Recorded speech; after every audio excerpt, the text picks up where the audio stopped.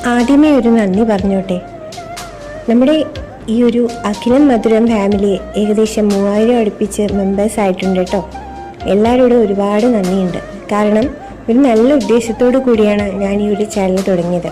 ഒരുപാട് പേരുടെ കൈകളിൽ അത് മതം നോക്കാതെ ജാതി നോക്കാതെ അർഹതപ്പെട്ടവർക്ക് ഒരുപാട് സഹായം ചെയ്യാൻ കഴിയണേ ഭഗവാനെ എന്നുള്ള പ്രാർത്ഥനയോടെയാണ് ഈ ഒരു ചാനൽ തുടങ്ങിയത്.